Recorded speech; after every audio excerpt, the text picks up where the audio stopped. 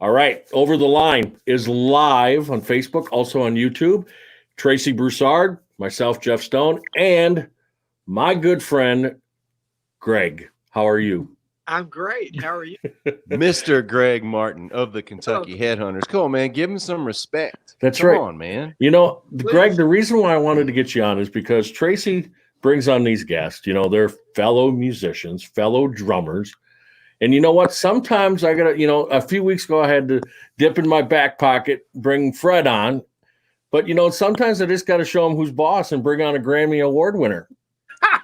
I mean, every week he starts stepping this thing up, and we're trying to make it a fun thing, but he's turning it into a competition, all going back to his relative insecurities. So it's all good. He's going to run out of back pockets at some point. But Greg, I'm glad you're with us, and I'm glad Fred joined us too. Glad to be here, Tracy. And Greg, wanted to get you on. We talk about music, we talk about sports. Of course, not much in the sports world right now with the virus going on. Really not much going on with the music world. One thing I want to touch on, we talked to Fred the week that you guys were going to do a show like at a parking lot, school parking lot or something like that, and where cars were coming in. How did that end up? It actually worked out pretty well. That was in Beaver Dam, Kentucky, June 13th. And they approached us about 2 weeks prior to that. I mean, as Tracy and all you guys know out there, I mean, this year was going to be a great year for everybody. It really was going to be a great year. And we played February 21st outside of Washington, D.C. And I thought, well, we're going to be off for about 3 weeks, and then everything's going to start kind of rolling back into the norm. We're like hamsters on a wheel. That's right? Yeah. That's what we've been doing for years. And, we were hearing about this virus. And, I'd never thought a whole lot about it till that 1 week in March. I was doing a deal for a guitar podcast. And this guy had to come down from Cincinnati. And he said, well, I got to get down here because they're getting ready to lock the state down. And I went, really? And then right about that time, everything got crazy. So our shows started going away. They started vaporizing, getting pushed up, a few canceled, some to next year. And, and when we did this thing June 13th, it just kind of came out of the blue about 2 weeks prior. And they had it really, really under control. It was done well. As far as I know, there was no inherent problems with anything. It went fine. Those things can work. They can be a little sterile, because the interaction's a little off, but still it was good. It was good. Yeah, it's better than nothing. It's better than sitting around, A lot of these guys, I know that in Nashville this past weekend, John Party, Darius Rucker, and Brad Paisley did a drive-in type concert in the parking lot of Nissan Stadium where the Titans play. And from what I could tell, it was well received. They did it right. It looked like a show. And so we're waiting to get back to work. We did a little taping that's going to go to some drive-in theaters. I think it's going to be July 25th, I think. Don't quote me on that. But that was just the taping of that was weird because there was no live crowd. We're just kind of there. But I'm really happy that you guys got out there. And knowing people in Kentucky involving outdoors and pickup trucks and the Kentucky Headhunters, I'm sure there was a little moonshine passed around and possibly a few, maybe Pabst Blue Ribbons. I don't know. I'm just guessing. I think the virus was killed in that part of the country. Hey, so we need to take the blood from all the people that attended that show and create the antivirus. That's true. All right. There you go. I think we got to figure it out. Call Dr. Fauci right now. Get him on the phone, and let's get some blood tests out there and fix this virus. Greg, take us back. Go ahead, Greg. I hate to cut you off there. No, I agree with you.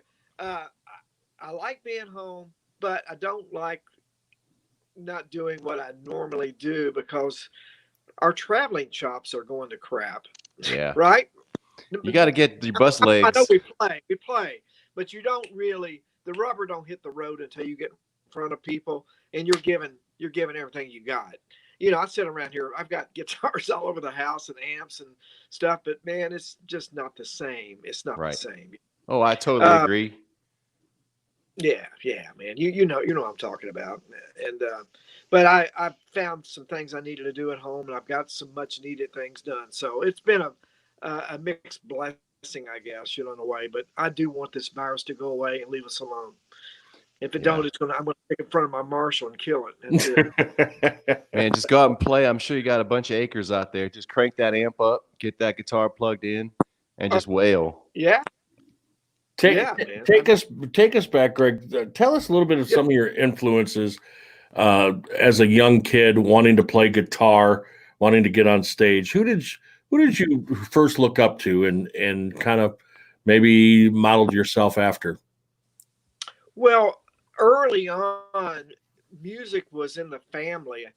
My uncle Wade Martin was a hillbilly country singer. It sang in Louisville. He actually wrote "High Steppin' Daddy" on "Pickin' on Nashville." There was another artist in Louisville recorded that by the name of Grover Gaddy, which that actual recording is like big over in Europe on collectors compilations. Okay. But my uncle Wade, I was just really influenced by what he was doing early on. My older brother Gary, who was a guitar player, had a cousin by the name of Larry that was that lived with us in the '60s, and he had a nice 335, and I looked up to him, and they would take me to concerts and things like that. I grew up. My parents they listened to country radio back in the late '50s, early '60s. There was a station in Louisville, WTNT, and I would hear, the typical Merle Haggard, Buck Owens, guitarists such as Phil Ball, of course, Chet Atkins, Merle Travis, and things like that. And that was initially what I was used to, but I was also where we lived. There was an African American family, several families. I lived in a mixed neighborhood, and I was getting bombarded also with the blues and R&B early on as well. And my brother was starting to listen to rock and roll, so I was getting all these influences. But what really cemented everything pretty much was in 1964 when I saw the Beatles on Ed Sullivan. It threw me back. That what? changed a lot for a lot of people. Yes, it did, Tracy. It was amazing. I mean, it transformed a lot of our lives. It really did. And then about 2 years later, my brother Gary took me to see the Lovin' Spoonful at Memorial Auditorium in Louisville in November 1966, and that just drove another nail in the coffin, so to speak. Yep. Like, oh God, here we go. Yeah. So the early influences, besides what I was hearing on the radio, I was hearing, the R&B stuff from the families down the street. I was hearing my parents listening to country, my brother listening to his rock and roll. I started delving into. I loved Brian Wilson and the Beach Boys early on. I loved the Lovin' Spoonful, anything, the Kinks, the Rolling Stones, Bob Dylan, and then '67, '68, Jimi Hendrix, Michael Bloomfield, Eric Clapton, Jeff Beck. That counterculture really grabbed me, and that's when I decided I wanted to play guitar around 1968. So Eric Clapton, Jimi Hendrix, Michael Bloomfield, B.B. King, Freddie King, Albert King, people like that. And I do love country. I love Chet Atkins and Merle Travis and folks like that. I'm When really you- mixed up. And right about that time is when you went together with Richard and Fred and did the Yeah. Itchy Brothers, right? Absolutely. Met those fellas in the fall of 1968, and really, that was the year. It's really strange because everybody has pivotal moments, I think, that things come together and you really know what your calling is in life. My cousin Larry took me to see a local group in Louisville that had a record out on Imperial Records. They were called Elysian Field, and they were really great three-piece band. And I don't know what happened the night I saw those guys, but it was like a real spiritual thing. I said, that's what I want to do. I want to play guitar in a rock and roll band like these guys. and I want to make my guitar sing like that guy does. Clapton was doing it, and people like that. But there was a guitarist in Louisville by the name of Frank Bugby, and it just really grabbed me. And about 2 weeks later, so I go back to that was in Louisville, but I was living in Metcalfe County, and I went back with a whole new perspective on life. And about 2 weeks later, I met Richard Young through my cousin Larry Sullivan, and they were doing a 4-H talent show. They wanted to know if I wanted to do it, and even though I hadn't really played that much at that point, I said yes.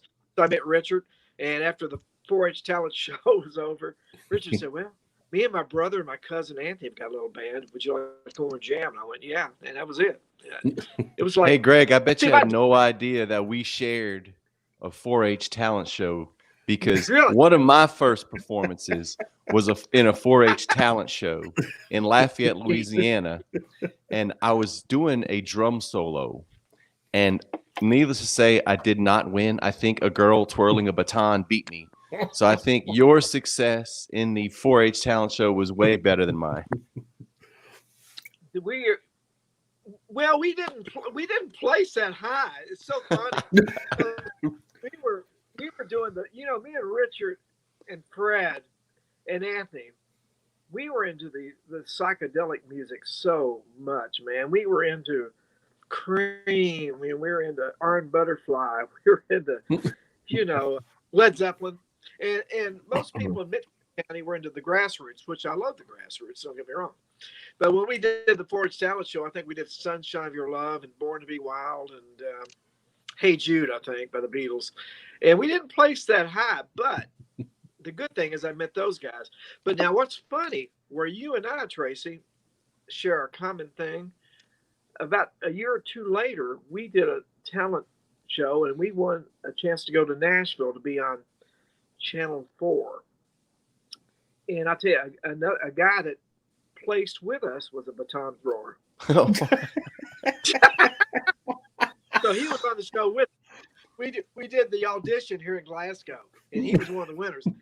So we all went to Nashville, and we did during the rehearsal. Even Ralph Emery was working at the radio station. Uh-huh.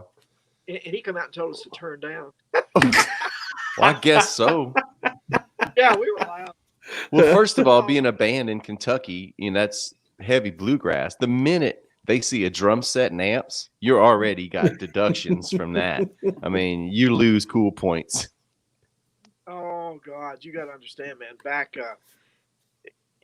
when we were growing up, of course the Beatles hit, but I don't remember seeing a rock and roll band in this area. I know there was. I think '66 when they really started.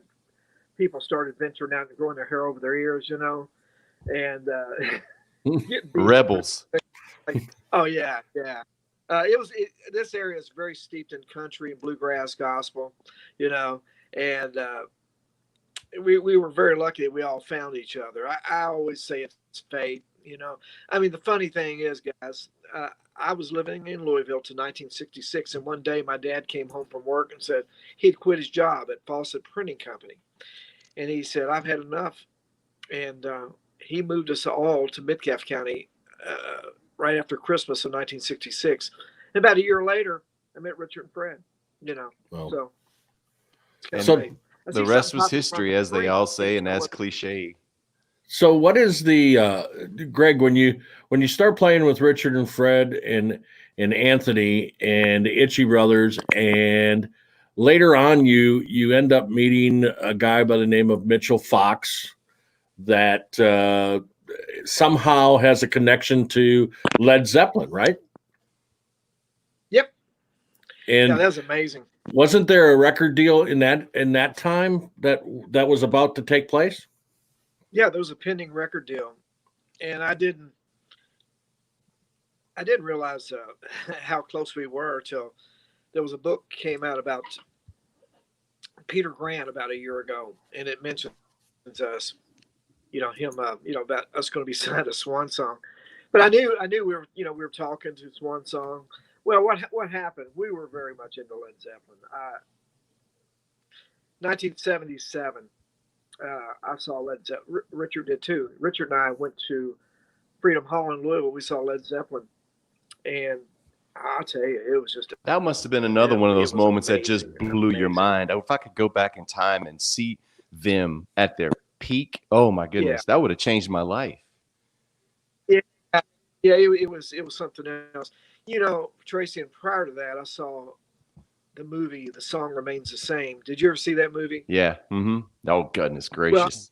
I didn't have. I was working in an electronics shop, and I went to the theater one night, and I watched it twice in a row.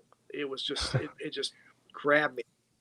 And then when Richard and I saw Led Zeppelin in April of '77, I said, "Oh God, man, this is I know I've got to do this." So I was working at I was managing an electronics store, and they had moved me to another store downtown, and I just quit. I wasn't playing with Richard at that, but a few months later I would be. About 6 months later, I went back and started playing with the guys again. But yeah, we started playing together again in the fall of 1977.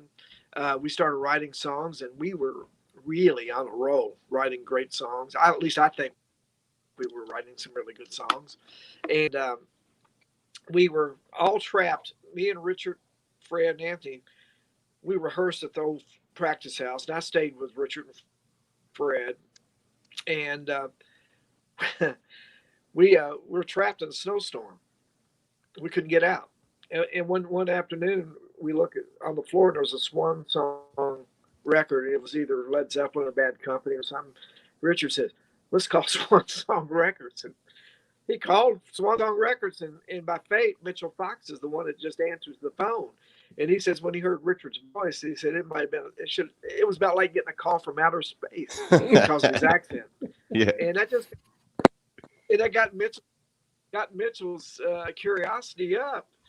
And we started having conversations with Mitchell. And he came down we played Soundstage in Louisville in the spring of 1978.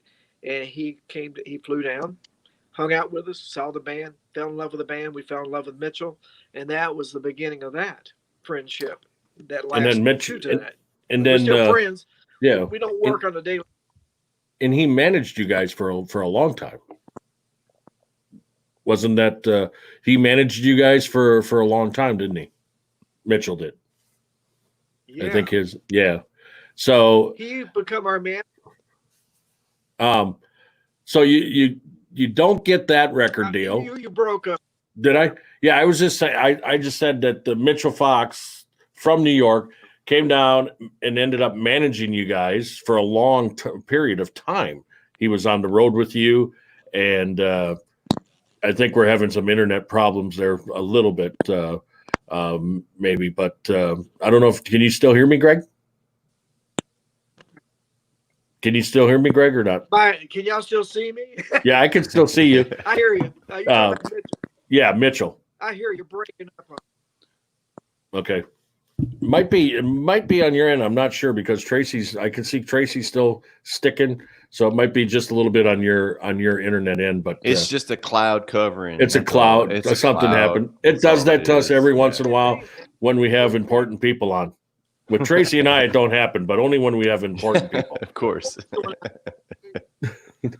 So, but Okay. Well, let me hang on, guys. Maybe it'll go away. Sorry, Just guys. no, it's Are we all still good. there? That's fine. Okay. Yeah. But yeah, I was just talking about Mitchell being your manager and New York guy coming down to Kentucky and Can y'all still meeting. hear? Oh yeah, we can hear you. Yep. It's Hey, this is what it is, man. that's what the internet's all about. You know, it's Just to think about the I headhunters. can't really understand what you're saying, but we're it's gonna blow over here in just a second. It'll come Hey, back. It's Tracy, just you hear me? Yes, sir. I can hear you. You're breaking up a little bit. Yeah, I can still hear you. I can get a few things here and Okay. there. You remember that reminds me when we Yeah, had we're all the breaking up. antennas. You guys are breaking up. When you had the antennas on the TV and you'd have to go turn the dial and it had to move. That's, I mean, the internet is just, sometimes it works perfectly. And then Well, other times it everybody's can on it make you look, because no one has anything else to do, so Right. they're all on the internet. they're all checking this stream out, and Yeah, of course. they We know, crashed the internet yeah, they know that we have Mr. Greg Martin with us. Oh, of the you know, Kentucky Grammy Award Headhunters. winner, CMA Yes. Award winner, Yes. ACM yes. Award winner. Yeah. So Many, hopefully many now, accolades. hopefully Greg's back and we can talk a little bit more about guitars. Greg, I'm hoping you can hear me now. I'm hoping that it didn't stop on you right now, because I got an important announcement that I want to make, something that you taught me, and something that I've been saying now for probably, well, we've known each other for almost 30 years. So one time you told me, I had asked you, I said, Greg, how come you don't have the pedals like everybody else with the guitars when you're on stage? I don't see no pedals. And you looked at me and you said, well, it's the fingers. The fingers are the tone. Talk a little bit about that, because you're a big believer, and everybody that sees you play, they all say that the tone comes from Mr. Martin's fingers. Talk a little bit about that if you understood that question. Oh, and it's going to stop. Okay, you're talking about me just plugging straight in. Right. Can y'all hear me okay? Yes, Yes. sir. Yep. Okay. All right. You guys are really breaking bad, but I think what you said is my lack of use of pedals. Tones Correct. in the fingers. Tones in the fingers. Yeah. I wonder. Okay. Yes. Heart and fingers. You know, pretty much. And I don't dislike pedals.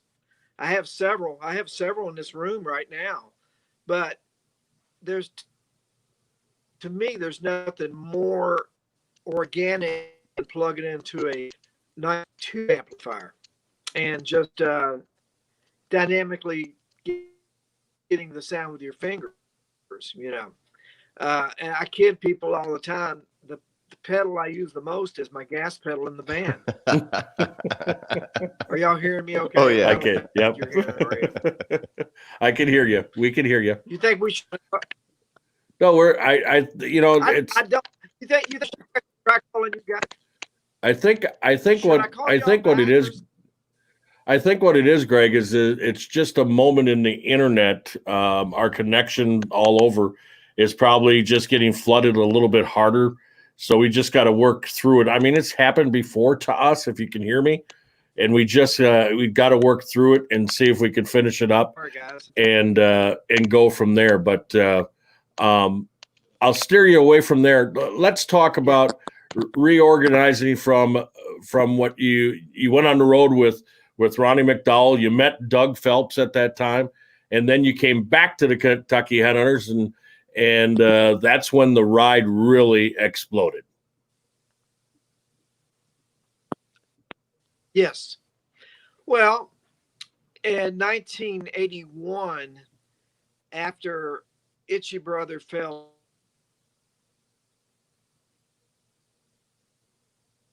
Itchy Brothers. We're hanging on the Itchy Brothers. Yeah. When you was talking about Ronnie McDowell, man, I remember because I was listening to music and it looks like we lost him. We lost him though. But Ronnie McDowell, man, he had some great songs, and I remember Older Women Make Beautiful Lovers, and I don't know, maybe 10.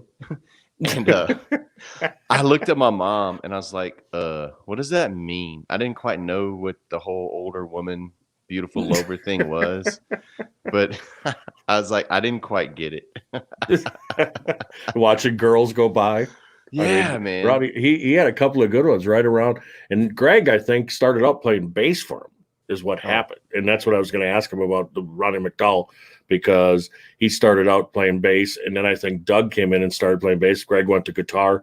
And then they met. And then what had happened is that some people had left the Kentucky Headhunters.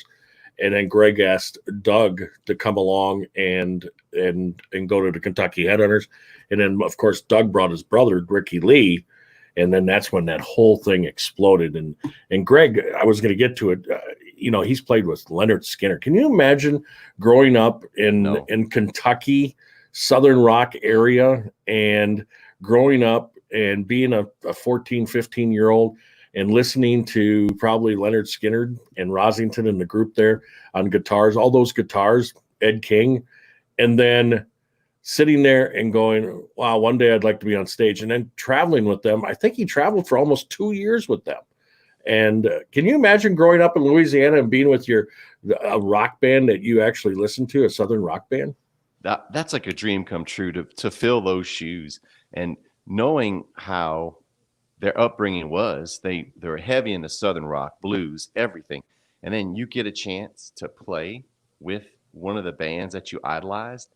That's just one of those pinch yourself moments. And I wish we could have gotten into that, and also just talk about how the Headhunters basically made their own. They weren't filling a niche.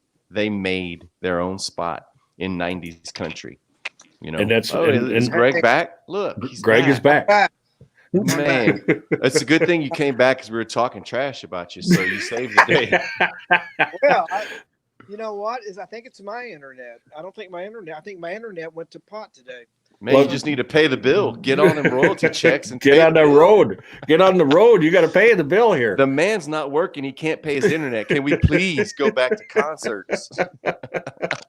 Hey, Greg, hopefully you can hear us now. And I want to go back to, I wanted to ask you about Ronnie McDowell, because Tracy was just talking about when he was like 10 years old and hearing older women makes beautiful lovers. He had to ask his mom about older women and all that. I didn't know what that meant, man. You confused me. I was at a very impressionable time. And I was like, older women, what does that mean? And I think my mom changed the channel and put it on something else. But people that don't realize that Ronnie McDowell you ended up playing with him, and then you meet a guy that's actually going to move on to you with the Kentucky Headhunters. Talk a little bit about that, and then I want to get into a couple of things with the Headhunters when it all exploded. But go ahead, if you could just mention, how that process went. Okay, in 1981, after Itchy Brother failed to get a recording contract, disco had hit about that same time. Things were crazy. It just didn't happen. I got married in 79, so I had to have a job. And I decided at that point in 1981, I needed to do something. And about that time, I got a call from the guy playing saxophone in Ronnie McDowell's band, Joe Getze, who I'd played with in another band. And he said Ronnie was going to be adding another guitar. So I went down the next afternoon and auditioned, and we played a couple of songs, and Ronnie said, great, can you do Hee Haw tomorrow? That's big time. I went from being unemployed to doing Hee Haw, and then that night we played with Merle Haggard and the Strangers at the Opera House for a CBS record show. And that very day, our bass player in Ronnie's band was going to be moved to sound, so Craig Morris, the keyboard player that was playing with Ronnie McDowell, said he knew a bass player, and that was Doug Phelps. So they called Doug up at school, and he decided he wanted to audition, or he got hired right on the spot. So we were both hired the same day, but he started a week or two later. I went, basically just went from kind of sitting around the house to getting on a bus and going all over the place, and I was running 8.5 years. So yeah, Doug was with the band too. Mm-hmm. And then all of a sudden you guys decided, you must have maybe talked with Richard and Fred and thought, well, should we get back together? What's going on? Take us through that then, when you decide now you're working with Ronnie and, having a pretty good run. Now you're going to make another move. Talk about what that was like at the home life at that point. Now you're going away from the paycheck. Well, yeah, it's true. that was a big change. Well, 1986, me and Richard and Fred decided we wanted to play in a band together again. I was going to stay with Ronnie because Fred was playing with Sylvia at the time, and Richard was writing at Acuff Rose. So we were going to put together a little band to have fun with. And we approached our cousin Anthony about doing the band with us, but he had just got married, and he had a job, and he didn't want no part of the music business after what we went through with Itchy Brother, which I understand. Yeah, probably a It's smart, not for the probably faint a of smart heart trying to get a decision. record deal. You're right. It was smart on his part, really. Of course, he came into the band a little later on, which we can get into. First thing, we got to, when Anthony decided he didn't want to do it, I brought Doug Phelps's name up, and they were a little apprehensive because they didn't know Doug. And we just brought him up. You know, I said, hey, I knew Doug could do it. He wasn't Anthony, and of course, Anthony isn't Doug. You know, that's just, they're both great in their own way.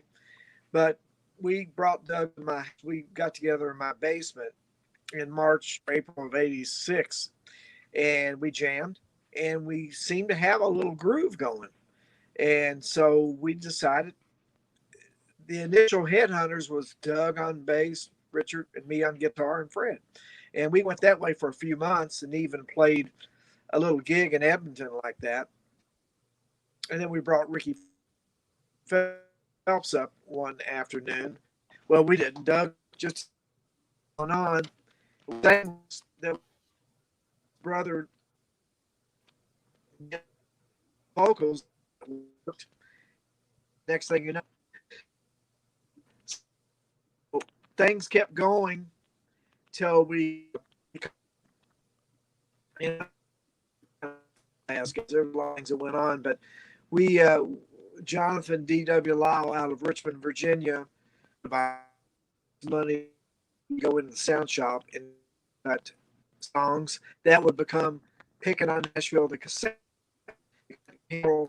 Record executives in Nashville, Larry Hamby with CBS, and Harold Shedd finally got a copy, and we did a showcase at Douglas Corner, and Harold saw us, signed us, and that's what happened. You know, it just happened like that. Now, talk Doug about. and I literally had a gig in Richmond, Virginia, the door, and we in Nashville just in time to change clothes in the cars. Yeah, the story goes that Leroy Parnell was at that show. Was very sign of the band. Leroy was there. That's right. Yeah, he said when he heard us, he said, "Heavy metal blue." Heavy metal bluegrass. He's told me that several times. But Larry, when Larry heard it, he said, "I don't know what to do with you guys. You guys are much heavier than what your tape is, you know." But Harold Shedd, on the other hand, he got it. He got it, and he was, and it just then, as you know, when Picking on Nashville came in October 1989, it initially it did pretty good, but the video, as soon as the videos came out, it just kind of it went through the roof. It went through the roof. I can honestly Y'all hear say, me okay? Yep, I can honestly say Give me my that. phone. I can honestly say when I heard the Headhunters, something went off because it wasn't country, but it was in your face, and you know, we're going to come at you, and we're going to keep coming, and some people are going to walk away from it, but the people that stuck with you guys, I think, are really get what was going on. And I've been a fan, you know this, I've been a fan for a very long time. He's been to a lot of free concerts too. I hope Greg could hear that part where Tracy picks on me about free concerts, that I get into free concerts all the time. We're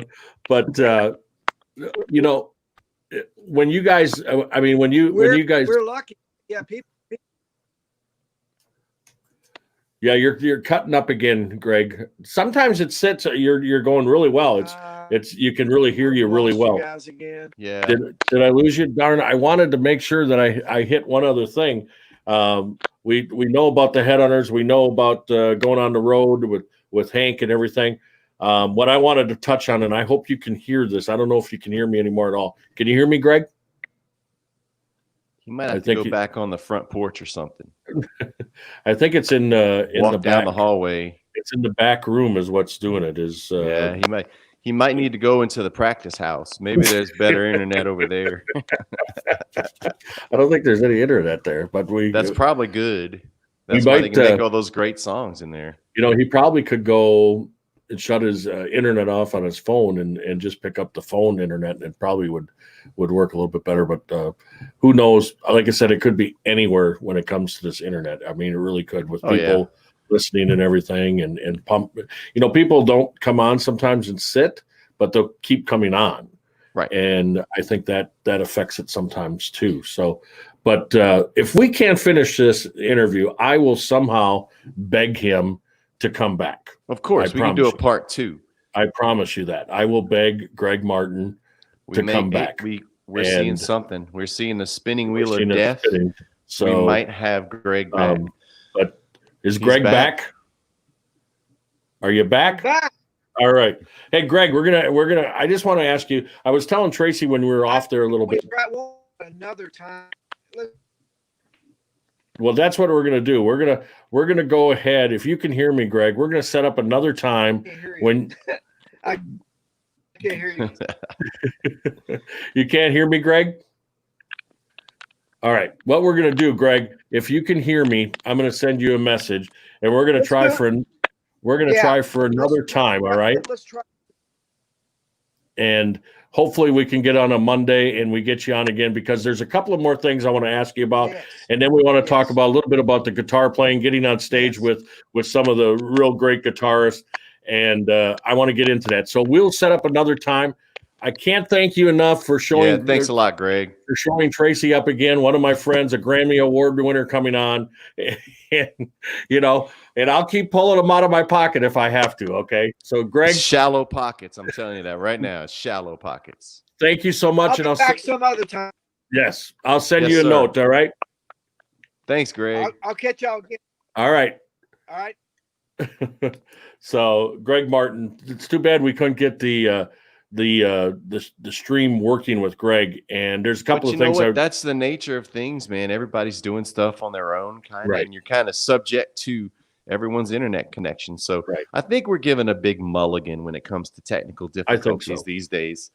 And Greg, it's all about the content, not necessarily the delivery. And Greg's got so many things that we can talk about yet. Him getting on stage. I mean, I even posted some videos last night, but people that you just, as a guitar player, you're sitting there. I wonder if he sits there sometimes and goes, "Wow, I'm on stage. I'm with this guy. I'm with that guy." It's got to be. I think just the diversity from going, because I would guess, okay, so you're playing with Ronnie McDowell, and that's kind of like you're a sideman, kind of like what I'm doing. And then to have the opportunity, you met the bass player and you guys start talking, "Hey man, let's do our own thing." And then you go and you lose the security of the paying gig to go out on your own. Because that's a little scary. Yeah. When you leave that steady paycheck and decide, okay, well, let's do our own thing. But look what they did, the impact that they had on country music, not even now, but in the 90s. And we talked about this with Fred. The 90s, it was slick. Nashville was slick. But then they come out and there was nothing like them. And I want to talk to Greg, and I talked to Fred about this also. Those days when they were doing the shows, like those big festival dates with, let's say, a Clay Walker or a Mark Wills or a David Kirsch, like those slick Nashville acts. And they just come in there and obliterate the band, every band that was before and after them, and blow the crowd away. Because I want to know if they came into gigs with a certain swagger, or they just did their thing. That's what I want to know. I mean, when you have that locomotion, the train, the tornado that is the Kentucky Headhunters rolling through some festival, I mean, there's got to be some energy. And when you hit that stage, I feel bad for any other band that was either before or after them. And yourself playing festivals when they're out and about, you sit there and you go, boy, that's 4 people. And they're making noise like they got 7 in the band. Sound. And it's just crazy to think that 4 people can make the noise. I think Greg is back again, and we're going to try it one more time just to get him on, because I really want to finish where he gets on stage with with some of these, but there's a couple of headhunters stories, and I want him to really understand the fact of when you pick on me about going to free concerts, in my young radio career, if it wasn't for the Kentucky Headhunters, I'm not kidding you, they were the first. I mean, other than radio stations that I worked at, but the Kentucky Headhunters were the first group that I would get a phone call or just a message from Doug or Richard, and they say, "Hey, you got to come out to the show. If we're in Wisconsin, you got to come out to the show." And that's the first time when I went to shows where I could sit on a stage or near a stage and talk to the guys. And to this day, they treated me like I was one of them. And it's crazy when you think of it, because here they are up there doing their job. And I remember one time, and I don't know if Greg, can you hear me now? Yep. I wonder if you remember the time I surprised you guys in Kentucky, in your hometown, when you were going to be playing for your hometown people. You hadn't done a show like that in a long time outside. You were with Black Stone Cherry and you were playing, and I showed up unexpected, Tracy, unexpected. Doesn't surprise me. You've done that to me before too. I don't know how many people were there. Greg maybe knows a count, but for me to get through with my wheelchair took me an hour and a half to go from one end all the way to the stage. Okay. They're getting ready to go. I mean, they're already on. Fred's already on the drums. And here's Greg, he's walking up, and him and Doug are talking. All of a sudden he spots me, Greg does. And he's telling the people that are running the backstage, he goes, he's got to come with us. He's got to come with us. And it was like, he was more worried about that than getting us. I don't know if Greg remembers that, but that was a few years ago. I think I was in Nashville and stopped off or something. I forget how I heard about it, but that's the treatment I always got with them. Yes, it was free tickets. Yeah, I got those free tickets from them. And they're the ones, Tracy, if you want to yell at somebody, that's the guy to yell at, because those guys are yelling at Greg. I mean, those guys are the ones that the Headhunters wanted you around, which is way different than when you come to one of my shows or anything I'm doing. I necessarily don't really want you there, but you kind of show up. So at least Greg and the Headhunters wanted you there. So I guess I can appreciate that. Greg, talk about real quick though, before we lose you again. I don't want to lose you again. Talk a little bit about the Headhunters in basically 89 to 90 was another year that would change you guys forever. Can you hear me? I hope. I might have lost him again. Man, we were close. He's got that frozen face. Yeah, we were close. That's a profile picture right there. There he is. There you are. Guys, we were close. I don't believe it. I tried. I had more time. Yeah, like I said, we're going to get you back on, Greg. We're going to get you back on because you got a couple of stories I want to get to. Guys. Yes. We appreciate you trying, though. Thank you so much. We will get you another day, and I guarantee you, I will finish this up because there's a couple of things I want to get to. Greg, I love you, man. We'll talk to you soon, okay? Hey, we'll do it again. But to be honest with you, we did that. I went to a Kentucky show. It was in Edmonton, and they had. I'm not kidding you, Tracy. It was open to their basically families and fans in their hometown, and they played with Black Stone Cherry. That's of course Richard Young, one of the basically the leader of the Headhunters. His son John Fred is in Black Stone Cherry, a drummer, and they're a rock group, Southern rock. We got to get John Fred on one time too as a drummer, because you'll enjoy talking to him. But went out to that show, and they had the young people because Black Stone Cherry was there. They had the older because of the Kentucky Headhunters, and it was just, thousands. I bet you it was probably close to 20,000 people. And seriously, to get through, and it was basically on a street corner, I believe, and they just blocked it off and put the stage up. And I went through, and it was no lie. They didn't know I was coming. They had no clue. And I got closer and closer to the stage, and I don't know what made Greg look, but he looked and somehow saw me, and he like, boom, he got a couple of security guys and everything, and he said, that guy's got to go with us. He's got to go with us. And so, he brought me up, and but that's the way they are. And it's funny, I laugh about it. One of these days we'll get Doug on too, because Doug Phelps, I don't know, he's a lot like you. When I go to concerts with you, for some reason you can pick me out. If I'm out in the front area, you can pick me out. You're kind of easy to spot, Jeff. and Doug, I can be like, the light shining. He wears sunglasses all the time. And I'll never forget, I think it was up in Michigan somewhere. I went to see him, and a lot of people, he's singing, it's a hot day and everything. He gets done with the show, and I'm ready to say, great show tonight. It was really good. Everybody was on fire. And he looks at me and he goes, so who's the blonde you were talking to out there? Of course. That's classic Jeff Stone. And he picked that out. It was like, how in the world did you see that? He goes, oh, I saw it. And, he had the sunglasses on and everything, lights on him. But the Kentucky Headhunters are great guys. Great guys. I mean, So how did you get to be friends with them? How does that story go? I had what had happened is I had met Doug and Greg, but Doug basically when he was with Ronnie McDowell. And was that a free show too, or did you actually buy a ticket? That was a radio station sponsored show at that time. So were you on the air at that time? I was on the air at that time. Where? In Arkansas. In Searcy, Arkansas, actually. Yeah. Okay. So you were promoting, you were in the country genre, or? No, I was actually a top 40, but the AM station for the FM was country.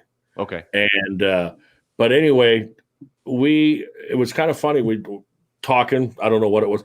And what it basically started, Doug is a huge St. Louis Cardinal fan, huge.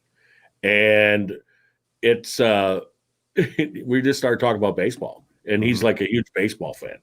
And then we started talking about Green Bay because of the Packers. And he, at that time, I think he was maybe a Dallas fan, but now he likes why I like him. He likes the Titans, I think now.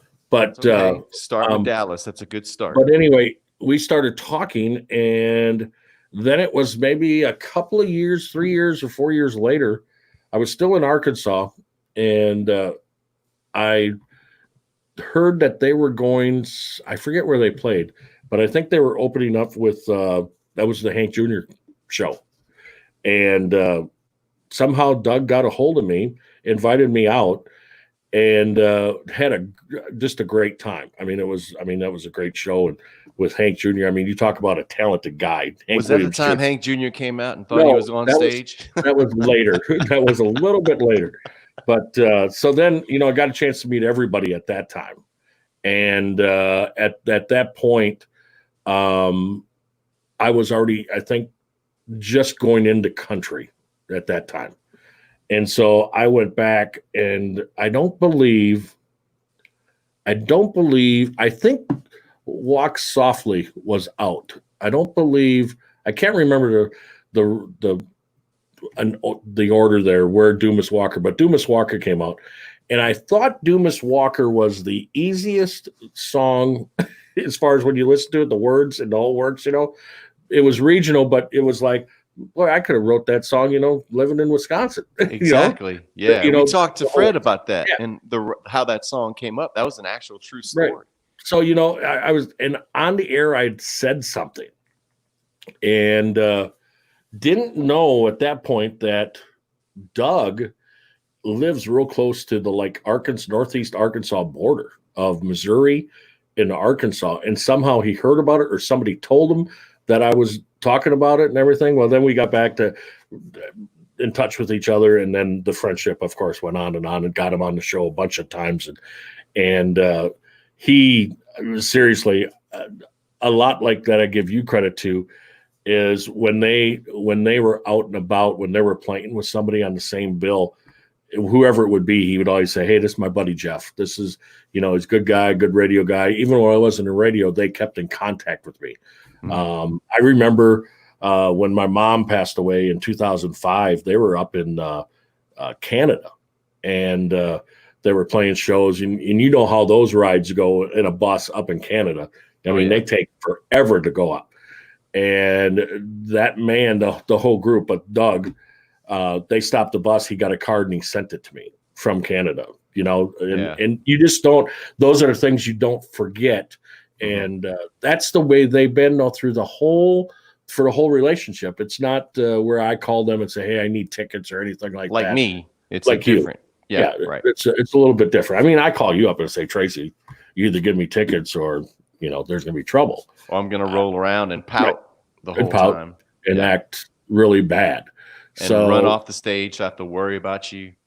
Right. And they all worry about me. They'll look in the crowd and make sure I'm not getting kicked out or anything like that. But there's a lot. Like I said, there's a lot that, and we got to get Richard on. Richard, of course, I think it was 19. You'll probably know more about this than me. 1998, Tracy Byrd. I'm from the country and I like it like that.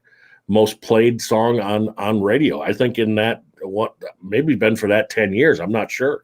Mm-hmm. And it was a song, again, if you listen to it, it's a Headhunter feel. It's a feel like the Headhunters, if you know who wrote it and everything. And, there's stuff that we need to talk to him about. And then again, like I said, we could go to Rockside, get John Fred on and talk about that, because if nobody's heard of John Fred Young with Blackstone Cherry, please go to YouTube and watch that guy hit a drum set. Oh, yeah. I mean, he gets that from his uncle. Right. Right. And what I love in the history of the Headhunters, just listening to Greg talk about his influences and how because that period of time, the 60s that he was talking about with all those bands that were out, Zeppelin and the Rolling Stones, and to hear, I wish that we could have been a fly on the wall. And I said this with Fred in the practice room as they formed the Headhunters, and bringing those influences in, and where you could pick apart, that's a Stones thing, or that's a Zeppelin thing, or because that was a magical time in music, and they took all that energy and made it their own thing. And if you were, I know for me, the Headhunters are one of the top groups in the 90s for the fact that they weren't the cookie cutter. They weren't like Ricochet or Lone Star or anything like that. They were a group. But man, they were a country group in name only, and you saw those shows. Right. Now, when's the first time that you saw them? Did you see them in their heyday? I saw them. Yeah, I mean they did a show in '89, end of '89 that I went to. It was might have been in Kentucky, and I mean then you knew. I mean I knew. It's kind of like Of course, I'm going to pat myself on the back a little bit, but I kind of knew when I heard them do Walk Softly. I kind of just, like I said, it was different. It was just different. And, and then, you hear that Dumas Walker song, there's consultants out there that didn't want to play Dumas Walker because it was too regional. Mm-hmm. And they said, no, not everybody's going to get it. But those consultants, sometimes that's what bothers me about radio consultants, is that they don't go out and actually see the person or group in person. Mm-hmm. They don't go out like there. You did with Blake. You said Blake was going to do something. And the first time I heard Blake, and I've told you this numerous times, but Doug and Ricky Lee were the same way. I never heard them sing off key. In my ears, I never heard them. They might have messed up and I didn't know it or whatever, but they were always consistent. Every time you went out and you saw a show, it was consistent. And like I told you with Blake, I have never heard Blake sing a bad note. Now, I'm sure that there's been some times, I mean, you're with him 17 years, going on 18. I'm sure that maybe there's nights that tell you the truth, I saw him, I don't know if you're going to remember this. I saw him a couple of years ago, Blake, probably at his worst night that he's ever had since I know him. I know the show you're talking about. Since I known him. And who knows why those shows go like that. But everything from microphones to everything was popping back, and you could tell he was getting more and more irritated as he went on. But you know what? He never skipped a beat. Yeah, no. He was yelling to some people in the back and all that kind of stuff, and he yelled at me one time and he said, "You better get somebody to me." And I'm thinking, I'm not on your payroll. Why do I got I'm not doing this. So anyway, but he never missed it, and that was the thing about the Headhunters. I mean, when Fred drummed, you knew it was coming at you. When Greg played, it was coming. And I tease the guitarist with Blake, but I mean, I always picked on Greg too. There's no pedals there. And he'd always look at me and go, right here, right here. All on the fingers. And he said the tone is there. But you wonder, like you drumming, people don't realize, I don't think. Now there's local people that I go see here in Door County, Wisconsin, but they don't realize the time that you guys, when you finally decide, like you're done with college and I'm going to Nashville, how long it takes to get you to where you feel your chops are as good or maybe even a little bit better than the job you're going after. And yourself, just like radio in my profession, that sometimes it's not what you know, it's who you know. And they bring you along. It's your attitude, and Right. you have to have, there's a certain level of competency that you have to have, or proficiency, I should say, on your instrument. But beyond that, a lot of it's how you carry yourself, right, and the way you treat others. And I've always said there's guys in Nashville that blow me away, but it's all about finding a fit. And right, you can't really rehearse or practice for a fit in a way. Like the Headhunters, they had that for years. And that's why what I wanted to talk to them about, what I want to talk to Greg about, was how do you stay together? Because we've known and we've heard horror stories from groups that have stayed together and then break up. Right. Yet these guys, they have been at it since what, the 60s, 70s? Yeah. Well, as far as Greg and Richard and Fred. Now, don't forget that the Phelps brothers, they decided in 92, I believe, to branch off and go their way a little bit. And I mean, there's some great Phelps songs that they did in that first CD. Oh yeah, when the brother Phelps came, they Let's kind of Go. split. Yeah, Let's Go was one of them. One of the best songs. Let Go. That they, Yeah, baby, Let Go. Yeah.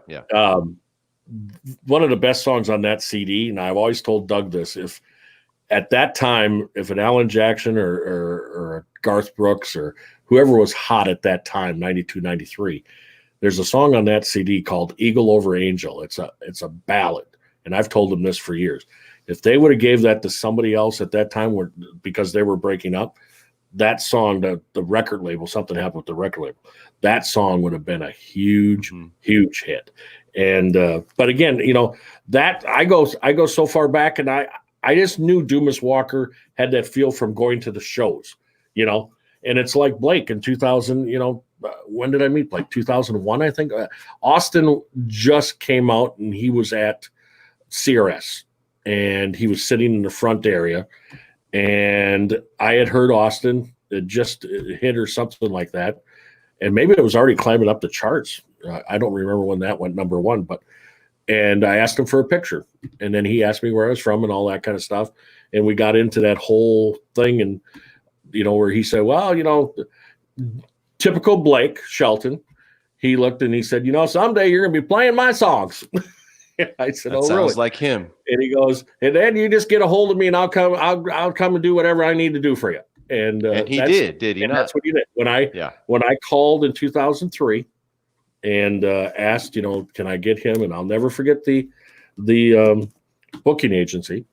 They said, boy, I don't think he's going to remember that. But he did. He did remember it. Yeah. And maybe the wheelchair, whatever it was, he remembered. And we got him up here in 2003. Not a lot of people, but there was people.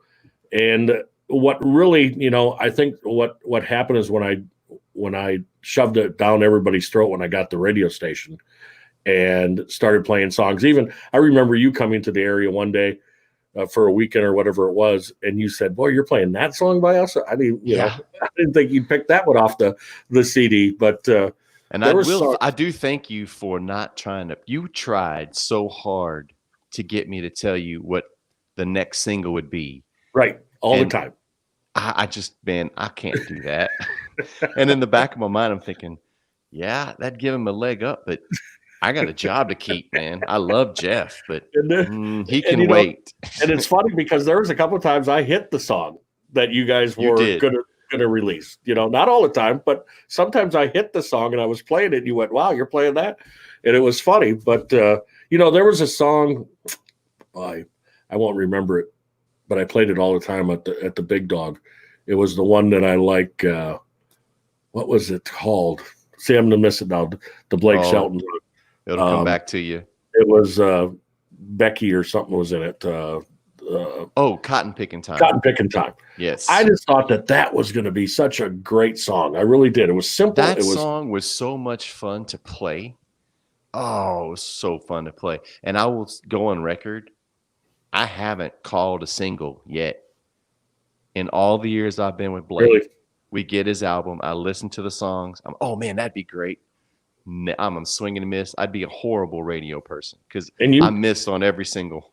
There was one not too long ago that you said, I don't know. And then all of a sudden it just blew up like crazy. So if it's going to be successful, I have to say, I don't know. And then it'll work. So I have bad taste, I guess. You know, the Blake thing, but it was funny because I started playing a bunch of Blake and everything. And our consultant, I had a consultant that worked with the big dog, Jay Albright, and one of the most respected radio consultants in the country, who didn't do a lot of small market, small radio stations. She did a lot for you, man. She really did. Brought instant credibility is what I always say. And, but I remember getting a call from her. She was listening on the internet and she said, Jeff, that Blake Shelton's got to go.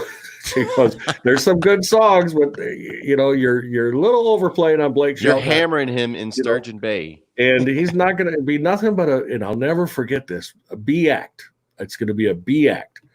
And I said, I got a different on that. I said, I don't think you've sat down and talked to him because at that time, and you know this, Tracy, at that time, Blake has not changed from 2003 till now. He's still the smart aleck. He's still the same guy. And if people would have really realized his personality at that time, I think, he would have shut up. I think there was a lot of things when he finally did, make the move where it was starting. The voice helped.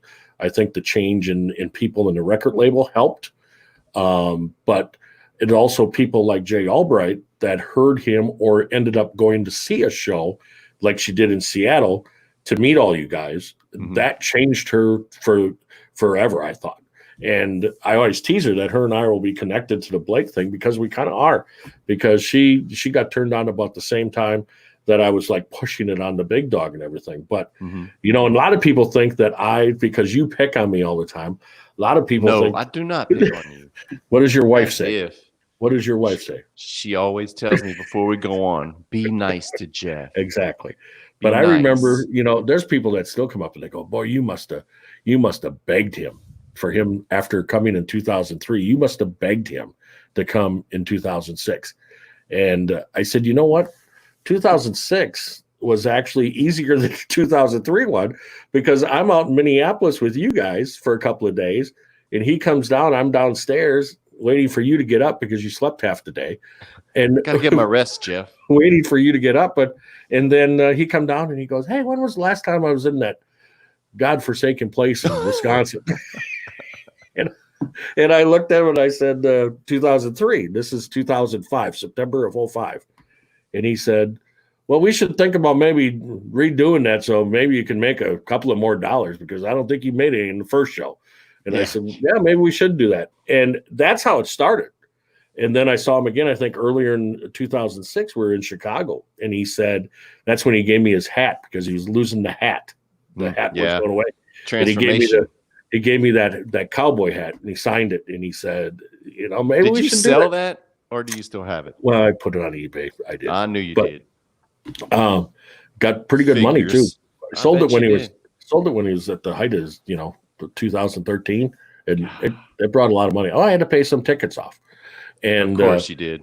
So, but it was him that asked twice. Were you going to do it? You're going to do it, and then we ended up doing it, and better show, and now people look back at it and they go, boy, we could have sat right up there in the front row, touched them, and everything else. Yeah, you could have, and I just knew when hearing him though, it was in my book, it was flawless. And it was a sound that, when you can be as consistent on a CD and on stage, that's going pretty good because me and you both know there's some people out there that can't sing. And I will say you were talking about his consistency, and this is not me, kissing up to the man, but he's one of the most consistent singers that I've heard And rarely does he have a bad night. It just blows my mind how he does it. And he's very conscientious of what he does, but he's good at it. And I'm just lucky to be there. So In the night I was telling you that struggle, it was so funny because everybody thought it was your equipment, and so did Pig, Jeff Parsons, who does your sound. They're wondering what the heck is going on out there.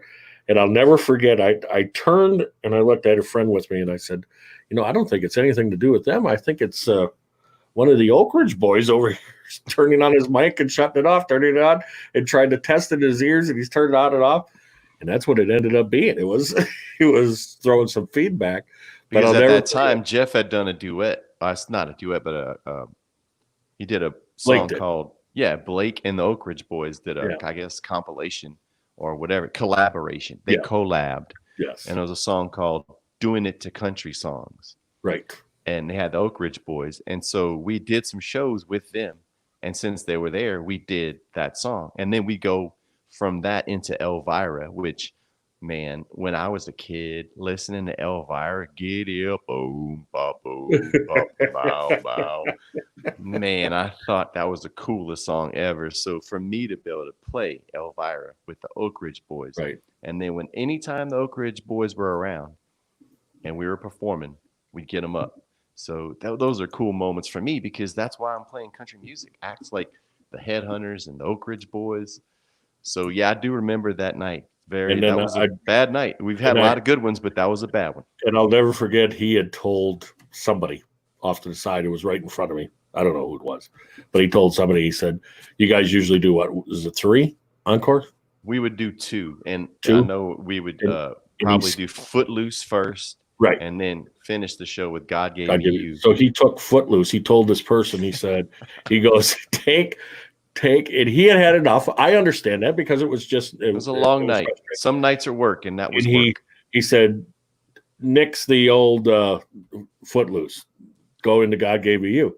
So that's when you take your break and you come back. Well, nobody told you or your guitar player. And what do you guys do? Boom. Man. And I'll never forget his look. He turned and looked, and you just looked at him and smiled like, and he just turned and looked. And it was like, and then it was so funny because you didn't even know anything about that until it was over. Until I came over by you and said, he didn't want to play Footloose. And you went, what? and the way we start that song, it's a big drum intro. Right. And if you're not into it, and I'm the first one to start. And we weren't supposed to do it in the first place. Right. Man, he gave me the look of death. And I'm like, what did I do? And then I find out that I wasn't supposed to play it. Yeah, it was supposed to be God Gave Me You. And it was so funny. He wanted to get out quick, man. And people are really ripping on me, Tracy. I got to tell you this. Come on, Jeff. I was out to dinner. I was out to dinner the other night, and somebody said, why don't you? And we got to explain this, I guess, maybe every week for a couple of weeks. But we wanted this to be about sports, and we got a couple of sports things we're going to get to here. Yeah. But we had to talk about music today. But we had a special guest, and we can't waste those opportunities. And we're going to talk. Yes, Tracy drums with probably one of the hottest stars in country music on the planet, and we embrace that. We really do, and he hasn't forgot who he plays with, and we're going to touch on that. But we really want to do what we had planned to do with this over the line, and that's sports, that's some music, and then life itself, and eventually. But we haven't forgot about Blake. There's a connection, of course, with me and the Blake guys, and that'll always be there. And we'll talk about that kind of stuff. And, and everybody said, well, why don't you show something with Tracy and all that? So you know what? I'm going to satisfy some people. They don't usually watch us, I don't think, when we're on live, but they'll come back and watch us. Mm-hmm. And here's one, and I don't give this guy a lot of compliments because it goes to his head, and then he thinks that he should be getting paid for this and all this kind of stuff. But this here should be good once again, coming from the backside. I don't know if this is 30 seconds or whatever it is, but we'll listen to it. The first couple of seconds of this, when this guy's pounding on his, I think it's a snare drum. I don't know what it is, but anyway, he's pounding on something. Looks like something that I was really showing the groove in Nashville one night on the street. And then also a few seconds later, the groove that he gets into, some people might say, well, that's kind of simple and everything. But if they could watch it from behind like I do sometimes and really see what's going on, it's amazing. So here, you can tell us, Tracy, what this is about, this song and everything. But the first part with Tracy running his hands, I think that's when he was called what were you, Kington Flash or something? Yeah. Uh-huh. So I think That's this what is I was where called in high school, Kington Flash. I think this is where that maybe comes from that. And then just listen to the rest of it. Ready? Okay. All right, here we go.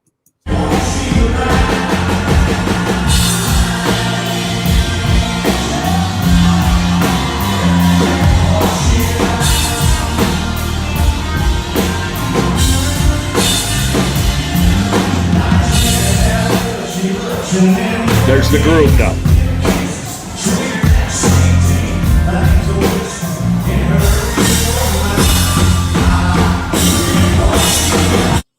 Now, first of all, is that a splash cymbal? Those are just big crashes, Okay. and that's kind of All all I could hear. So I'm like, God, why don't I not play this? I need to play less cymbals. They're too obnoxious. Less cymbals. But that immediate boom, boom, boom, boom, boom, boom, boom, boom. I mean, when you see them live, I mean, on video it probably doesn't look, but I mean, it's coming down fast. I mean, it's going. And I love hearing you describe me drumming. It's so then weird. I could be doing anything. I'd be cutting grass the way You you're could be. describing it. and then the groove, that whole groove, because that sets it. That sets that song, I think. You're right. I'm not doing that to your head to get bigger or anything like that, but No, but there's a lot of things that I do take for granted playing wise, and it's just things that I've done for so long. But for someone to point out things like that makes me realize, okay, so I'm doing something right. There's a lot about dynamics and things that you're doing. There's a lot of things that go into it. I've always thought, looking at drummers, they were supposed to do a lot of stuff and a lot of fancy stuff. Right. But as I've evolved, you've kind of gotten into you're being consistent, and it's not about showing out, picking your spots. That's what I'm saying. That's how I would equate me playing. You got to pick your spots, make sure the band is comfortable, make sure that the artist is comfortable. And Right. it's not your time to shine. We always joke around as a band, hey man, my time to shine, my time to shine. It's not, we just have to do our job is what it is. So, and to finish the Blake thing real quick, mention, because I didn't know what was going on. Everybody goes, "Oh, you knew about this," and no, Tracy. One of those things, Tracy, don't tell me. And Close to the vest, buddy. that's right. And he's got to protect his job sometimes. So, tell us a little bit now. You were filmed doing a concert. Tell us a little bit how this took place. Yeah, so we filmed a drive-in concert a couple weeks ago, and I think it's going to about 300 drive-in theaters on, I think it's July 25th. Okay. And so, just look up, see if there's going to be a drive-in movie theater near you, and go check it out. It's going to be a pretty cool thing. Gwen's on it, and Trace Atkins is on it. And so it'll be cool. It'll be a fun night. Get the car. You can fill up, I think, up to 6 people. Okay. And, so then go it's and check out a $20? concert. $20 basically a pop. Yeah, if you break it down, I think it's $116 for a car, and it's up to 6 people. So, yeah, it'll be a good time. It's we recorded it, and so I think a lot of people think you're watching it on the big screen, right? And I think Garth did kind of the same thing. So yeah, July 25th. Okay. And just go to Ticketmaster, and you can probably type it in and see where it's going to be. I know there's some Wisconsin locations, so I know people are going to be hitting you up for tickets, Jeff. And I can't get you anything because it's Ticketmaster. So I don't. Good luck with that. I was thinking this, when you guys went off the road because of this virus, you know what? I think I'm done going to Blake Shelton shows. How many have I been to in the last 17 years? Oh, that makes it a lot better for me. When you think of it, I mean, how many have I been to? Now we can invite some other people to shows because we only get so many a year, right? And you end up using them all. I got to tell my own family they can't come to shows because you're going to them. So maybe my family, my poor mom and dad, can come see me play. I mean, I couldn't even figure out the how many times I've been to one. Yeah, that's sad. I bet And you know every time you've been to a Kentucky Headhunters concert because they treat you like royalty and they stop the show for you. Guess You what? know, I'm not stopping the show for you. I almost missed the show for you in Minneapolis. We couldn't get you up on the stage, and our production manager's yelling at me to get on the stage. And I'm like, I got to get my friend Jeff on the stage because he's going to drive off and be mad and pout the whole time. And I don't want to deal with that. That's not what happened. And yes, it is. We don't have time to go into that story, but we will go into that one. That's happened. A good story, actually. But you know, and out of all the 17 years, I mean, we've had some sodas after shows and stuff like that, and if it's been a 2-day vitamin water, right? But I think out of those 17 years, during a show, during an actual show, I think there's only one time that I came in where I might have had too many soda pops, and that was in Nashville at a showcase. And I'm there with a couple of other people, the guy that did afternoons with the big dog, and we come in and we're like taking set list off the stage when you guys you're still feeling. Thanks a lot, buddy. Stealing guitar picks, stealing drumsticks, drum heads. Just, you know, and, you're always asking me for stuff that I might actually need. Hey, can I have that cymbal? I have a gig that I got to play, so no, I can't give you the cymbal. Well, you know that, and those are stories we got to do too. One day is you with your cymbals when you were polishing them and when you did all that by yourself. That was some of the best afternoons I had sitting with somebody when I wanted to go walk around a fair or something, and we had to sit back and we had to polish those cymbals. That's before Ed Harden came into my life and began to help me feel very comfortable behind the drum set. See, so all right, sports. Washington. We'll talk a little bit about it. Yes, so they're finally gonna pull the trigger and change the name. It's offended me ever since I've been a Cowboys fan, just because they've been in the NFC East. Right. So I've always found the Redskins offensive. So that's not a shock to me. Is the Cowboys on that? I mean, is that a bad name too? I mean, is the Packers a bad name? I mean, that's about the Pack meeting. What's going to happen is we're just going to be cities. It's going to be the Miami football team and the Dallas football team, because you can pretty much find in any name it be offensive. So I mean, where do we go from there? I mean, I certainly don't have those answers, and but it's like, you know, where does it stop? I mean, it's hard. But you know, this one's been needing a change for a while, and I think it was maybe 3 or 4 years ago there were talks of changing the name, and Dan Snyder said, "I am not changing the name." Well, he's got a lot of pressure because FedEx is pulling out, and Nike, they pulled all the Redskins gear. That was last week. And I think some minority owners are trying to get out of it too. So they did announce today that they're going to change the name. So what do you think? What are your ideas? I mean, I've got a couple ideas. I've got one that's pretty good. Says the coach is involved, and they're going to figure it out, and they're going to rebrand everything on that thing. So, I mean, I look at, you know, and I pick on you about it, but I look at your name behind your head here. The Raging Cajuns, is that something that is? Nope. I mean, that's a representation of proud Acadians. That's what that is. Okay, but they're raging. And we're the only Raging Cajuns. We're not angry. We're just raging. Okay. That means we've had a lot of crawfish. Okay. And we've probably had some cold Coors Lights, and we're gonna rage on people, not in a bad way. Okay. We're just gonna have a good old time. And when you come down to Cajun Field, you'll know what happened. But there's a lot of sports teams, as you know, the Redskins, but there's also the Cleveland Indians. You know, there's a lot of teams. Atlanta Braves that are going to. Chicago Blackhawks. And Atlanta Braves said straight out, we're not changing. Yeah, we're not changing. Now they're going to maybe change some things with that. You know, they're trying to get rid of the tomahawk, but you know, so where does it stop? I don't know. But so what are some of the names that you're thinking there? Do you have some good ones? I've got some silly ones. Okay. The first one, since the owner's an egomaniac, let's just call him the Washington Dan Snyders and put a picture of him on the helmet in red face. That could probably work. We could call him the Washington Red Skips in honor of Skip Bayless. He gets pretty fired up. He's fired up. Yeah. In reference to the Family Guy episode when Peter plays for the New England Patriots, right, and gets traded to the London Silly Nannies. They could be the Washington Silly Nannies. This one, if they want to maybe move them overseas, they could be the Washington Wankers. That's got a good ring to it. The Washington Redskin Potatoes, but I think the Formers in Idaho would be offended by that. Would be offended. So we can't do that. And here's a long shot. I don't know if do you remember the movie The Replacements? Yes. So Keanu Reeves was the quarterback. Yep. He played the character Shane Falco as a replacement quarterback, which kind of goes back to the, when they had the strike in the was it the 80s and they had the scabs. Yeah, the scabs came in. Right.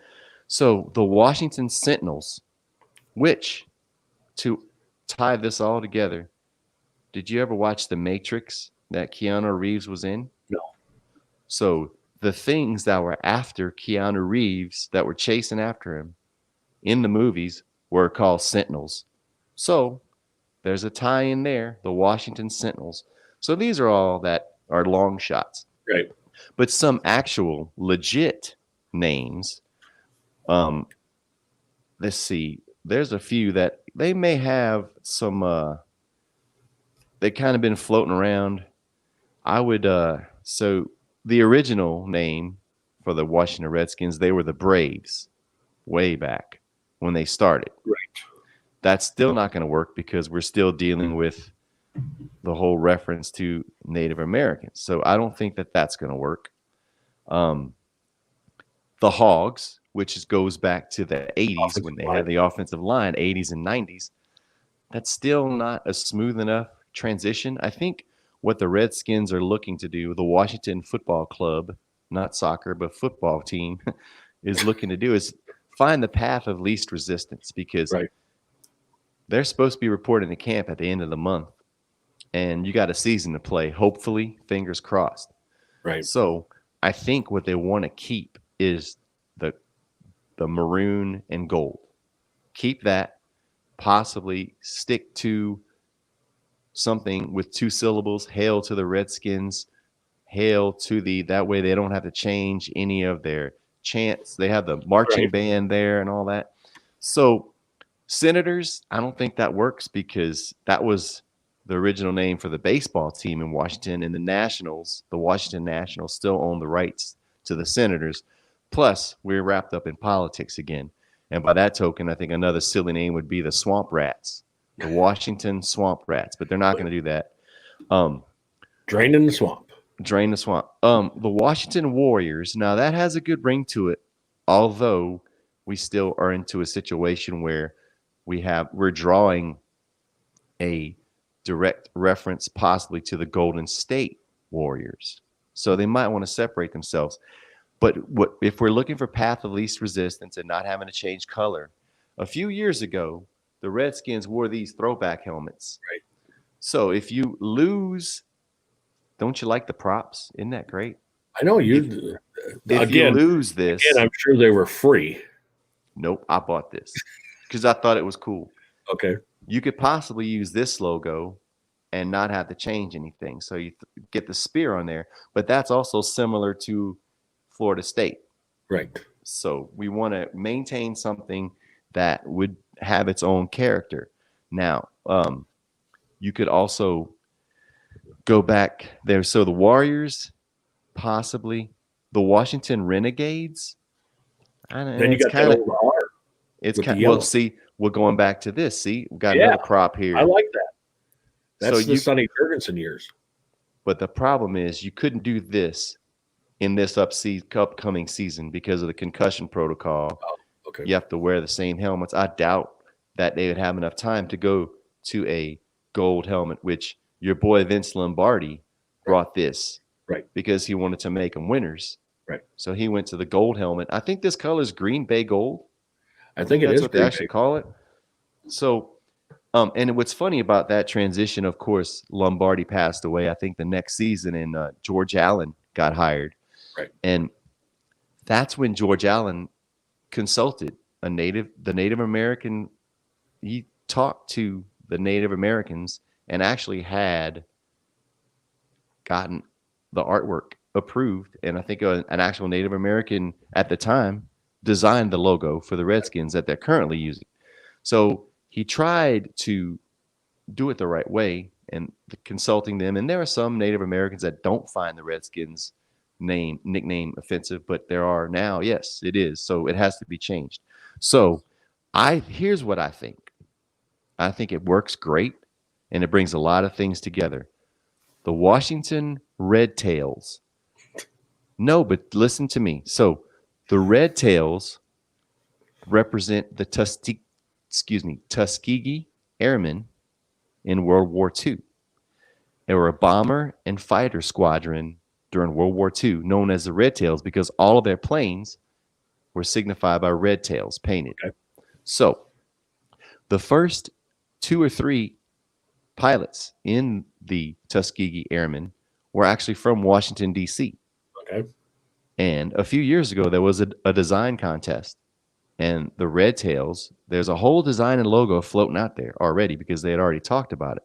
You can keep the same colors, change the logo, and like the Hail to the Redskins, Hail to the Red Tails. There you go. And Rivera, the coach Rivera, said that he wanted to incorporate the military into it. So you're covering the military and you're representing African Americans with the Tuskegee Airmen. So I think that would be a good name to go with. I like the Washington Red Tails. So that's what I'm going with. What do you think we talk about it every week, but what do you think the chances that we don't see a football season this year? As the closer we get, and with the cases going up, I get worried that there might not be one. And there's talk of some NFL players not wanting to play. Some of the owners want to cut their salaries because there's going to won't be as much income because we're going to have empty stadiums or partially filled. I don't know, 25% capacity depending on the stadium. So the owners are bringing in less revenue. So they might want the players to take a pay cut. And I guarantee the players are not going to want to do that, jeopardizing their health. I'm just holding out hope that we can still do it. I really hope we can. But I mean, you look at baseball trying to get some games in, the NBA, and there's people coming down with this virus. I just don't see, and like you had said, the Ivy League is basically shut down. The Big Ten. So Ivy League, there are no fall sports for the Ivy League. And the Big Ten is only doing their conference right They're now. Doing the conference schedule, yeah. And I think, unfortunately, other conferences are probably going to follow suit. Yeah. And you know that that Big Ten, Wisconsin, University of Wisconsin, they had a huge game set up this year early on where they were going to play Lambeau Field against Notre Dame. That's done. Well, Notre Dame is one that's going to be left in the lurch because if they play just conference schedules, what conference is Notre Dame in? They're not in one. Their football. So their football will be. So I don't know what that's going to be. Will be done basically. But do you know? Everybody talks about what the Packers bring to Green Bay, and if there's no NFL season, I mean, there's financially, it's gonna kill Green Bay. Yeah, because that too. But also, it's just people want football back. And but that Wisconsin game, I mean, that was going to bring millions into Green Bay, millions, and not to have that. And I get it, because you're gonna have 70,000, 80,000 people coming into an area that basically, what is Green Bay? 105,000, 110,000 now? I don't know, but I mean, you're bringing in all these people in, it's going to run rampant. And I told you this, where I'm from. I told you this a couple weekends ago that I took a ride.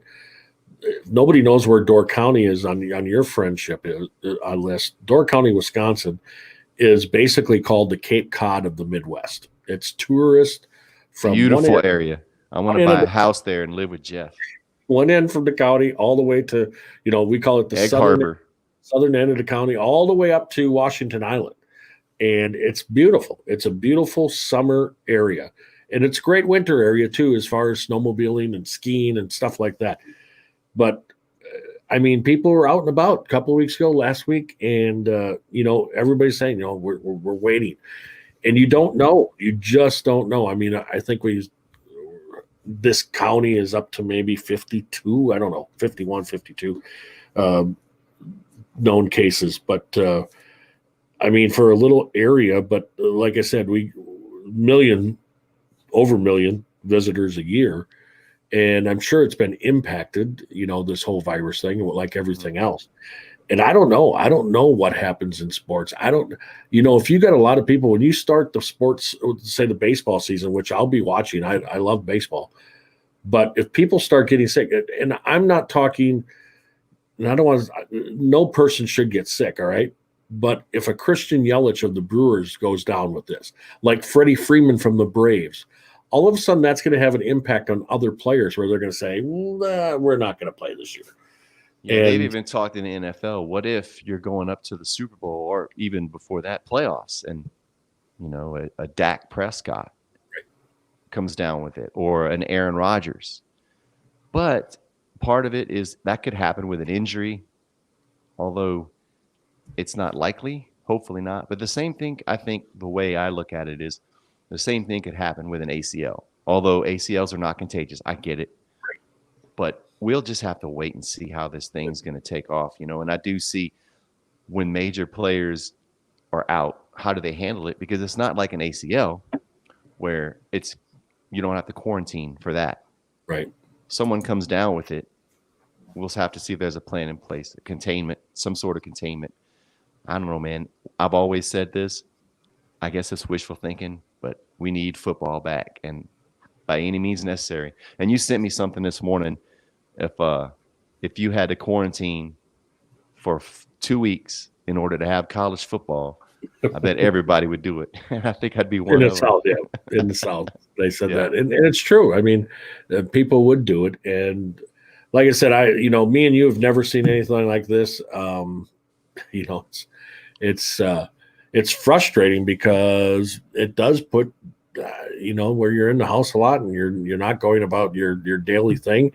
And I didn't realize it until Greg Martin said early in the thing, when he looked at you here, and you know what I mean? When you're ready to go, on the tour, you're gone. You're the rubber hits the road and you're gone. And it's got to be difficult, even though you love your family and everything else, that you're sitting at home going, boy, this is the time when we'd be out and we'd be exactly, making some cash now and everything. Mm-hmm. But it's just a strange time, and we want to talk about sports. And it looks like we started this business like some did a business back in 2007 and 8 when the crash was coming up. Let's do a sports show, but not have any sports going on. That's going to be great. Not have any sports at all, and it's like, really, what the heck is going on here? But we'll get through it. We'll figure it all out, and everybody stay healthy. Basketball is going to try to go, and hopefully, Yeah, we'll have to talk about the meals that they're getting served. Some people like them, some people don't. That'll be interesting.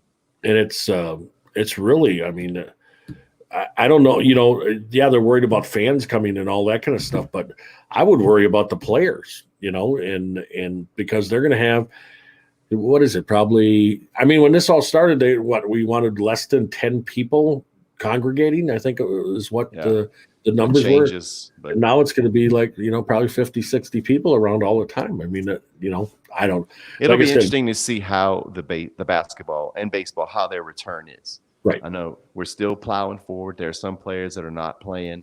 We've also seen some more positive cases. Hopefully they recover.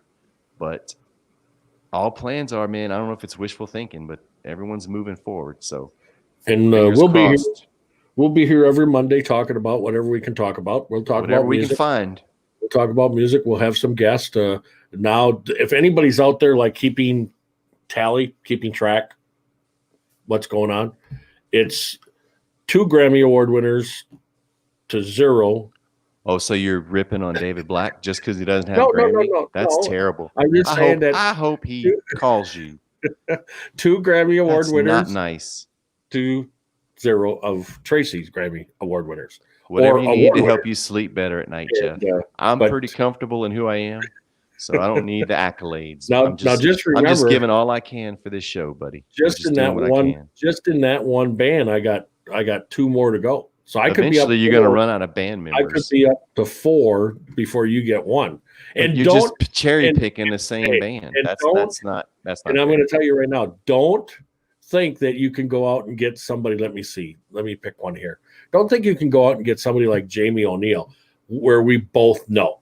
Oh, All yeah, right. I know. You That's why can't- I'll just let you do it because God can't- forbid if I get her, I'll because never hear the end of it. So that's not going to be, you get one. That's going to be like a half. I just have a close circle of friends, Jeff. But right now it's 2-0 as far as Grammy Award winners. I'm not And, keeping score, Jeff. and I promise we'll get Greg Martin back on because Yes. Greg is a just go on the internet and look at him. I mean, that guy can play a guitar like nobody. Yes. And so we'll get Greg back on. Had internet problems, and what we need though is we need this video here today that we made. That hopefully it can go over. What are you guys at? You and Dave Black? Well, I think we're over 1,000, so we'll see. We're Okay. growing, Jeff. We're growing. Well, that's good because the nice thing about it is I think Bo Garrett is still leading the pack. I think he is, and he's one of your guests. I get it. But he knew both of us, so that's a half. You introduced Okay. me to him, so it's See? a half. All right. I'm Oh. glad you have some sort of humility and about it. You and a former Dallas Cowboy introduced me to him. So all right, Maybe you can get him on. maybe we can talk about football. Never thought about that. Why don't See? you? When was the last time you talked to him? When's the last? You got some free stuff recently, so why don't Yeah. you talk to him? Eastern when he went to Eastern. What is that university? East Central University in Went Ada, there. Oklahoma. That's when the last time we talked to you, probably. So we need to get him on and talk, and Yeah. because he would have a good insight of what maybe is going to happen with the NCAA and all that too. Yeah, and you But- got all that free stuff from him, so Yeah. maybe you should hit him up. So I'll hit him up and see Yeah, if he wants to okay. come on with us. That So would be we'll good. go back at it next week Yes, sir. and 1:00 Central Time. Make sure everybody's here, and Tracy will be here, and we'll see if we need a guest next week or what's going to Figure happen. something out. Maybe we'll get Dan Snyder on. He might not even be an owner coming up here shortly You because never the know. other two owners aren't liking him too much. Yeah, I don't blame him. So they might make him sell. Who knows? But Yeah. so anyway, all right. You have yourself a great week. You also, And, Jeff, stay healthy. Yeah, stay healthy. Do don't drink- do everyone a favor and wear a mask, not for the health, but just so that no one has to see your face. Don't drink too much Coors Light this week, okay? I'm just keeping everything hydrated. And I hate to say that because Coors Light would probably come and pick at your house if you stopped drinking it. So Of course. yeah. So all right. You have a great week. You too, man. Love you, buddy. Love you, man.